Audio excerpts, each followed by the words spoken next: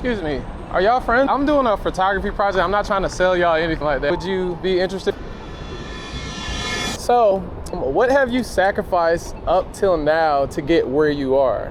I guess I sacrificed my 20s because I was too busy trying to be a housewife. I don't regret my choice because I have an amazing, almost 20-year-old son.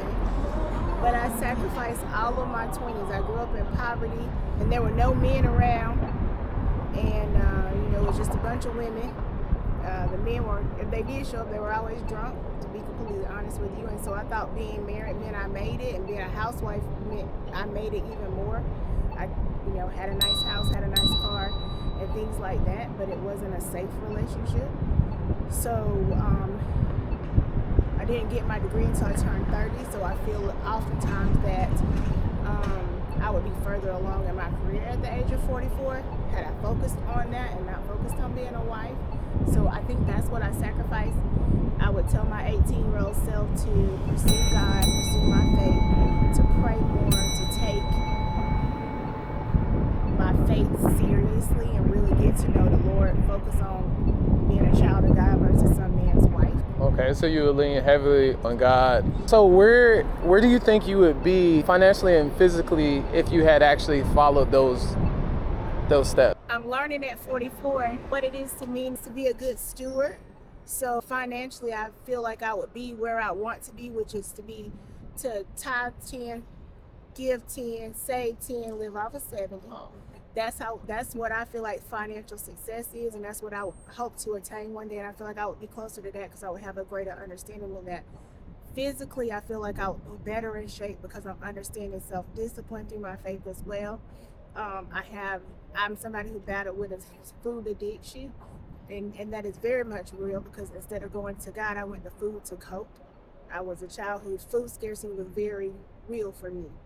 I'm learning at this age also that I can't say no.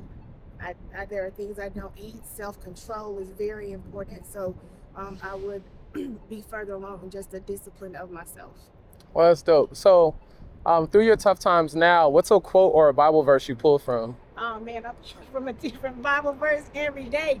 Right now I'm pulling from Psalms 19, verse 15 says, I meditate on your precepts and I consider your ways.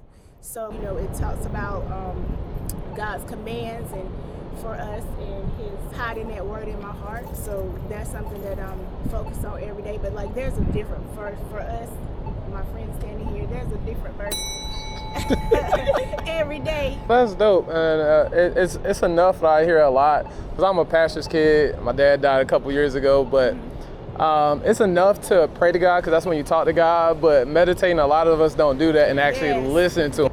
I'm studying. A friend of mine told me to do a devotional, and it's called The Good Shepherd, where you're talking about the 23rd Psalm. They're breaking it down for 31 days, and so in doing that. I started studying, a little bit on the behaviors of sheep, and they don't see like we do.